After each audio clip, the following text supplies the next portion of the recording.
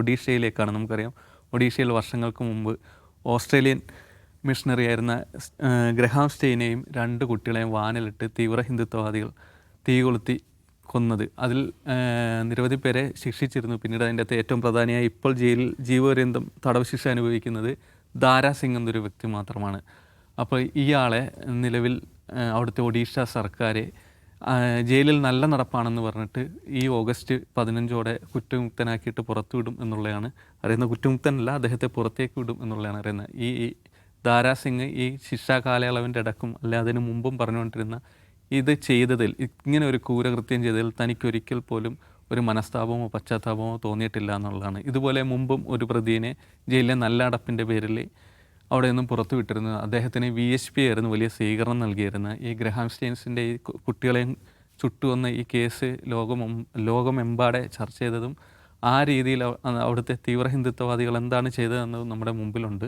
നമ്മൾ ഈ വിഷയത്തിലേക്കാണ്. അജിംസ്, ഗ്രഹാം സ്റ്റെയിൻസിൻ്റെ കേസിൽ എന്താണ് സംഭവിച്ചതെന്ന് മുമ്പിലുണ്ട്. ദാരാ സിംഗിനെ വധശിക്ഷ വിധിച്ചത് പിന്നീട് ജീവപര്യന്തമാവുന്നു. ഇപ്പോഴത്തെ നല്ല നടപ്പിന് കോടതി അവിടുത്തെ ഒഡീഷ സർക്കാർ തന്നെ മുൻകൈ എടുത്തിട്ട് അദ്ദേഹത്തെ പുറത്തേക്ക് വിടാൻ പോകുന്നു. എന്താണ് സംഭവിക്കുക? ഇത് സ്വാഭാവികമായി സംഭവിക്കുന്ന ഒരു കാര്യമായിട്ടാണ് എനിക്ക് തോന്നുന്നത്. സ്വാഭാവികം. നമ്മൾ ഇപ്പോൾ എത്ര നാളും ദാരാ സിംഗ് അങ്ങനത്തിന് ജയിലിൽ കിടന്നു ഈ കഴിഞ്ഞ 12 വർഷം. അതിനു മുമ്പ് അദ്ദേഹത്തെ വിട്ടയക്കുമായിരുന്നില്ല എന്നാണ് എനിക്ക് തോന്നിയത് കണ്ടപ്പോൾ. ഇപ്പോൾ ഒഡീഷയിൽ BJP സർക്കാരാണ് അധികാരത്തിൽ വന്നിട്ട്, ഇതുവരെ BJD സർക്കാരായിരുന്നു. അപ്പോൾ ഒരു ആദ്യം എടുക്കുന്ന തീരുമാനങ്ങളിലൊന്ന് ദാരാ സിംഗിനെ പുറത്തു വിടുക എന്നുള്ളതാണ്. അപ്പോൾ ഇതിൽ നമ്മൾ കാണേണ്ട ഒരു കാര്യം, ഗ്രഹാം സ്റ്റെയിൻസും 2 മക്കളും, തിമോത്തി ഫിലിപ്പ് എന്ന് പറയുന്ന 2 മക്കൾ, 10 വയസ്സും 6 വയസ്സുള്ള 2 കുട്ടികളായിരുന്നു. ഒരു കാറിൽ കിടന്നുറങ്ങുമ്പോഴാണ് 100ഓളം പേർ വരുന്ന ഒരു ആൾക്കൂട്ടം വന്ന് ഈ കാറിന് തീ കൊളുത്തി കൊല്ലുന്നത്. അപ്പോൾ എന്താണ് അയാൾ ചെയ്ത കുറ്റം എന്നുള്ളൊരു പ്രധാനമാണല്ലോ. എന്താണ് ഈ പറയുന്ന ഗ്രഹാം സ്റ്റെയിൻസ് ചെയ്തത്? അയാളൊരു ഓസ്ട്രേലിയക്കാരനാണ്. അയാൾ 60കളിൽ ഇന്ത്യയിൽ വന്നതാണ്. 60കളിൽ ഇന്ത്യയിൽ വന്നിട്ട് ഒഡീഷയിലെ കുഷ്ഠരോഗികൾക്ക് വേണ്ടി പ്രവർത്തിക്കുകയായിരുന്നു അദ്ദേഹം ചെയ്തത്. അദ്ദേഹം ഒരു മിഷണറിയാണ്, കുഷ്ഠരോഗികൾക്ക് വേണ്ടി പ്രവർത്തിക്കുകയാണ് ചെയ്തത്. അപ്പോൾ അന്ന് വന്ന വാർത്തകൾ എന്താണ്? ഇയാൾ മതപരിവർത്തനം നടത്തുന്നു എന്നാരോപിച്ചാണ് ഈ ആൾക്കൂട്ടം ഇയാളെ ചുട്ടുവന്നതെന്നാണ്. ലോകം മുഴുവൻ വലിയ തോതിലുള്ള പ്രതിഷേധം ഉണ്ടായി സംഭവത്തിനെതിരെ. അപ്പോൾ ഇയാൾ മതപരിവർത്തനം ചെയ്തോ? അങ്ങനെ ഒരു ആരോപണം അതാണല്ലോ, ഒരാളെ കൊല്ലാനുള്ള ആരോപണം. ഇന്ത്യയിൽ ന്യൂനപക്ഷങ്ങൾ ആക്രമിക്കപ്പെടാൻ പലതരം കാരണങ്ങളുണ്ട്. മുസ്ലിങ്ങളാണെങ്കിൽ ബീഫ് കൈവശം വെച്ചു എന്ന് പറഞ്ഞാൽ മതി, ഒന്നും പറയണ്ട. മുസ്ലിം ആണെങ്കിൽ തന്നെ കൊല്ലാം, അതാണ് എൻ്റെ ഒരു പൊതുബോധം. ഇപ്പോൾ ക്രിസ്ത്യാനികൾ കൊല്ലണമെങ്കിൽ എന്ത് ചെയ്യണം? ക്രിസ്ത്യാനികൾ മതപരിവർത്തനം നടത്തുന്നു എന്നൊരു ആരോപണം ഉന്നയിക്കണം. ഇപ്പോൾ ഗ്രഹാം സ്റ്റെയിൻസ് ഒരു മിഷണറിയാണ്. അപ്പോൾ മിഷണറി എന്ന് പറഞ്ഞാൽ മദർ തെരേസയെ പോലെ ഒരു മിഷണറിയാണ്. അദ്ദേഹം മതപരിവർത്തനം ചെയ്തോ? ഒരിക്കലും അദ്ദേഹം ചെയ്തിട്ടില്ല. അദ്ദേഹം എന്തെങ്കിലും രീതിയിൽ ആരെങ്കിലും മതപരിവർത്തനം നടത്തിയതായിട്ട് ഒരു തെളിവുമില്ല. ഒരു തെളിവുമില്ല എന്ന് പറയാൻ കാരണം ഈ സംഭവം വാധ്വ കമ്മീഷൻ എന്നൊരു ജുഡീഷ്യൽ കമ്മീഷൻ അന്വേഷിച്ചിരുന്നു. ആ കമ്മീഷൻ്റെ റിപ്പോർട്ട് പുറത്തു വന്നു. ആ റിപ്പോർട്ടിൽ പറയുന്നത് ഇദ്ദേഹം മതപരിവർത്തനം നടത്തിയത്, ഇദ്ദേഹം ആരെങ്കിലും ജ്ഞാനസ്നാനം ചെയ്തതായിട്ട് ഒരു തെളിവും ഇല്ല എന്നാണ് വാധ്വ കമ്മീഷൻ റിപ്പോർട്ടിലുള്ളത്. അപ്പോൾ എന്തിനാ കൊന്നത്? അപ്പോൾ ഇദ്ദേഹം ഈ കുഷ്ഠരോഗികൾക്ക് വേണ്ടി പ്രവർത്തിക്കുന്നത്, ആദിവാസികൾക്ക് വേണ്ടി പ്രവർത്തിക്കുന്നതൊക്കെ മതപരിവർത്തനം നടത്താനാണ് എന്ന് അവിടെയുള്ള ബജ്രംഗ് ദളും വിശ്വഹിന്ദു പരിഷത്തും പ്രചരിപ്പിച്ചു. ആ പ്രചാരണത്തിൽ വശമുതരായ കുറേ അധികം ആളുകൾ വന്ന് കൊന്നു. ഇതാണ് സംഭവം. ഇത് നമ്മൾ മനസ്സിലാക്കേണ്ട ഒരു കാര്യം, ആ സംഭവം നടക്കുന്ന ജില്ലയിൽ ആ സംഭവം നടക്കുമ്പോൾ ഒഡീഷ സംസ്ഥാനത്ത് ബജ്രംഗ് ദളിൻ്റെ സംസ്ഥാന അധ്യക്ഷനായിരുന്ന പ്രതാപ് സാരംഗി പിന്നീട് ഒഡീഷയിലേക്ക് മത്സരിച്ച് MLA ആയി. പിന്നീട് അദ്ദേഹം പാർലമെൻറ്റിലേക്ക് മത്സരിച്ച് MP ആയി. 2019 മുതൽ 2021 വരെ അദ്ദേഹം കേന്ദ്രമന്ത്രിയായിരുന്നു. അതായത് ബജ്രംഗ് ദളിൻ്റെ സ്റ്റേറ്റ് ചീഫായിരുന്നു അദ്ദേഹം ഈ സംഭവം നടക്കുമ്പോൾ. ഇദ്ദേഹത്തിന് കൂടി ഇതിൽ മനസ്സറിവുണ്ട് എന്നായിരുന്നു ഒരു ആരോപണം. ഗൂഢാലോചന ഉണ്ടെന്നായിരുന്നു ആരോപണം. പക്ഷേ ഈ വാധ്വ കമ്മീഷനോ പിന്നെ കേസ് അന്വേഷിച്ച CBI ഈ ഗൂഢാലോചനയിലേക്കൊന്നും പോയില്ല. പ്രതികളെ അറസ്റ്റ് ചെയ്ത് കേസ് അവസാനിപ്പിക്കുകയാണ് ചെയ്തത്. ഇനി അതിലേറ്റവും രസകരമായൊരു കാര്യം, ഈ വധശിക്ഷയാണ് വിധിച്ചത്. വിചാരണ കോടതി, CBI കോടതി വധശിക്ഷയാണ് വിധിച്ചത്. അപ്പോൾ ഈ പ്രതികൾക്ക് വധശിക്ഷ വിധിച്ചത് പിന്നീട് ഈ ഒഡീഷയിലെ ഹൈക്കോടതി അത് ജീവപര്യന്തമായി തടവായി കുറച്ചു. CBI അതിനെതിരെ അപ്പീൽ പോയി. 2017 രണ്ടാം UP സർക്കാരിൻ്റെ കാലത്താണ് സുപ്രീം കോടതിയിൽ അപ്പീൽ പോയി. സുപ്രീം കോടതിയിൽ അപ്പീൽ പോയി കഴിഞ്ഞപ്പോൾ വളരെ രസകരമായൊരു സംഭവം ഉണ്ടായി. എന്ന് നമ്മുടെ പഴയ കേരള ഗവർണറായ P. സദാശിവം ഉൾപ്പെടുന്ന ബെഞ്ചാണ്. ഈ ബെഞ്ച് ഇത് ശരിവെച്ചു. അതായത് വധശിക്ഷ വേണ്ട, ജീവപര്യന്തം മതി. ഈ വധശിക്ഷ വേണ്ട, ജീവപര്യന്തം മതിയെന്ന് ശരിവെച്ചുകൊണ്ടുള്ള ആ വിധിയിൽ വളരെ വിവാദപരമായ ഒരു പരാമർശം ഉണ്ടായിരുന്നു. ആ വിവാദപരമായ പരാമർശം ഇതാണ്: മതവിശ്വാസം എന്ന് പറയുന്നത് ഓരോരുത്തരുടെയും വ്യക്തിപരമായ കാര്യമാണ്. അതിൽ ഏതെങ്കിലും രീതിയിൽ പണം കൊണ്ടോ സമ്മർദ്ദം കൊണ്ടോ ബലപ്രയോഗം കൊണ്ടോ കടന്നു കയറുന്നത് ശരിയായ രീതിയല്ല എന്നെഴുതി വെച്ചു ആ വിധിന്യായത്തിൽ. അത് വലിയ തോതിലുള്ള വിവാദമായി. 2015 വലിയ കോൺട്രവേഴ്സിയായി. ഇന്ത്യയിൽ തന്നെ പലതരത്തിൽ മാധ്യമങ്ങൾ, മനുഷ്യാവകാശ പ്രവർത്തകർ എല്ലാവരും അതിനെതിരെ സുപ്രീം കോടതി വിധിക്കെതിരെ ശക്തമായ രംഗത്ത് വന്നു. ഇന്ത്യൻ സുപ്രീം കോടതിയുടെ ചരിത്രത്തിൽ അത്യപൂർവമായി മാത്രം സംഭവിക്കുന്ന ഒരു കാര്യം, ഒരുപക്ഷെ അതിന് മുമ്പോ ശേഷം ഉണ്ടായിട്ടുണ്ടെന്ന് അറിയില്ല, ഈ സുപ്രീം കോടതിയുടെ ഈ പരാമർശം സുപ്രീം കോടതി തന്നെ എക്സ്പെൻഡ് ചെയ്തു പിറ്റേന്ന്. അത് ഒഴിവാക്കി മറ്റൊരു വാക്ക് അതിലേക്ക് കൂട്ടിച്ചേർത്തു. ഒന്ന് ആലോചിച്ച് നോക്കുക. അതായത് ഒരു തരത്തിലും മതപരിവർത്തനം നടത്തിയിട്ടില്ല എന്ന് വാധ്വ കമ്മീഷൻ കണ്ടെത്തിയ ഗ്രാഹം സ്റ്റെയിൻസിനെ കുറിച്ച് ദുസ്സൂചനകൾ നൽകുന്ന രീതിയിൽ സുപ്രീം കോടതി ഒരു വിധി പുറപ്പെടുവിക്കുകയാണ്. അതാണ് ഇന്ത്യ. അത് മോദി അധികാരത്തിൽ വരുന്നതിന് മുമ്പാന്ന് ഓർക്കണം. പി സദാശിവം അതൊക്കെ കഴിഞ്ഞിട്ടാണ് ഈ വിധി പ്രസ്താവന നടത്തി. ഈ പാരഗ്രാഫ് അതിൽ ഉൾപ്പെടുത്തിയ പി സദാശിവത്തെയാണ് 2014 മോദി വരുമ്പോൾ ഗവർണറാക്കി, അദ്ദേഹം റിട്ടയർ ആകുമ്പോൾ ഗവർണറാക്കി നിയോഗിച്ചതെന്ന് ആലോചിക്കുക. അപ്പോൾ നമ്മൾ ഈ ജുഡീഷ്യറിയിൽ എങ്ങനെയാണ് ഹിന്ദുത്വ സ്വാധീനം ഉണ്ടാകുന്നത് എന്നുള്ളതിന് വളരെ വളരെ നല്ലൊരു എക്സാമ്പിളാണ്.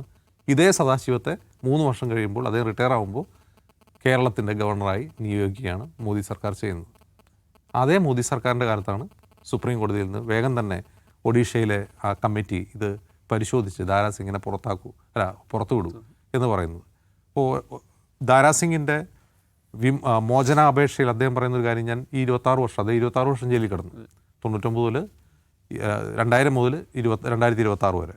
അപ്പോൾ ഈ കാലഘട്ടത്തിലെല്ലാം ഞാൻ നല്ല നടപ്പിലായിരുന്നു. ഞാൻ ഒരു തരത്തിലുള്ള പ്രശ്നങ്ങൾ ഉണ്ടാക്കിയിട്ടുള്ള ജയിലിനകത്ത്. മറ്റൊന്ന്, ഞാൻ ഈ ചെയ്ത കുറ്റത്തിൽ എനിക്ക് ഖേദമുണ്ട്. അപ്പോൾ എന്താണ് പറയുക, എനിക്ക് സ്വയം നവീകരിക്കാനുള്ള ഒരു അവസരമായിരുന്നു ഇത്. ഞാനപ്പോൾ നവീകരിക്കപ്പെട്ടു, എന്നെ ഇനി പുറത്തു വിടുമെന്നാണ് പറയുന്നത്. ആ ഒരു വാദം അംഗീകരിക്കാവുന്നൊരു കാര്യമാണ്. ഒരാളെ തൂക്കിക്കൊല്ലണം, കുറ്റം ചെയ്തതിന് പേരിൽ തൂക്കിക്കൊല്ലണം എന്നുള്ളൊരു വാദം അംഗീകരിക്കേണ്ട കാര്യമില്ല. 26 വർഷം അദ്ദേഹം ജയിലിൽ കിടന്നു. അദ്ദേഹം പുതിയ മനുഷ്യനായി പുറത്തിറങ്ങി വരുന്നത് ഇതേ ബജ്രംഗ് ദൾ പ്രവർത്തനമായിട്ടാണോ എന്നുള്ളതാണ് പ്രധാനപ്പെട്ട ചോദ്യം. ആണ് എന്ന് തന്നെയാണ് അതിന് ഉത്തരം.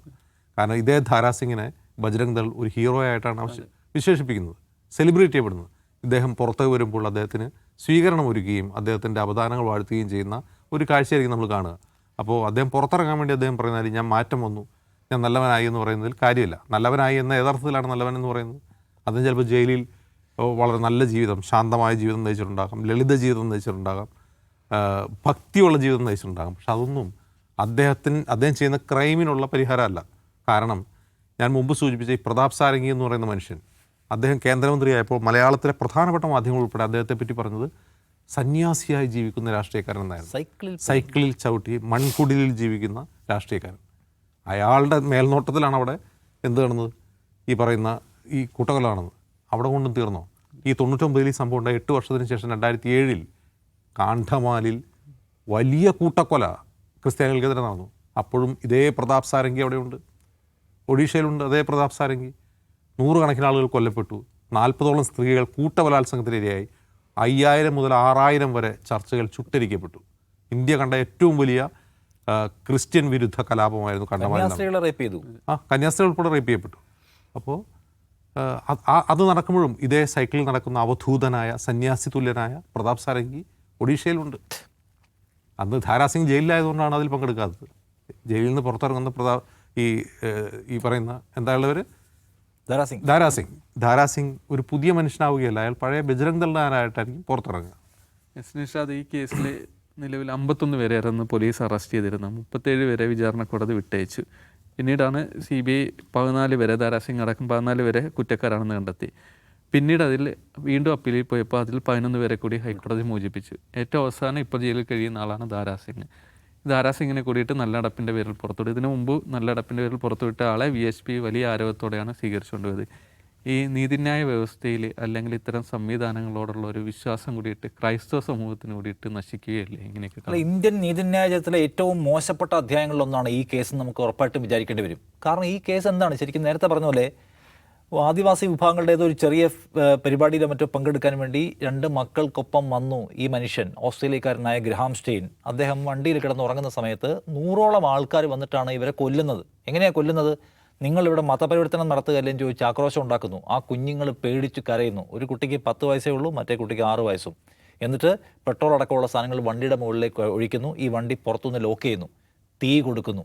മരണവെപ്രാളത്തിൽ ചൂടുകൊണ്ട് ഈ കുഞ്ഞുങ്ങളും ഈ മനുഷ്യനും പുറത്തേക്ക് ചാടാൻ ശ്രമിക്കുമ്പോൾ ഇവർ പോയിട്ട് കമ്പും വടികളും ഉപയോഗിച്ചുകൊണ്ട് ഇവരെ കുത്തി അകത്തേക്ക് ഇടുകയാണ്. ആദ്യം കുട്ടികളെ അടക്കം പിടിച്ച് അതിനകത്ത് ഇട്ട് കൊടുത്തു.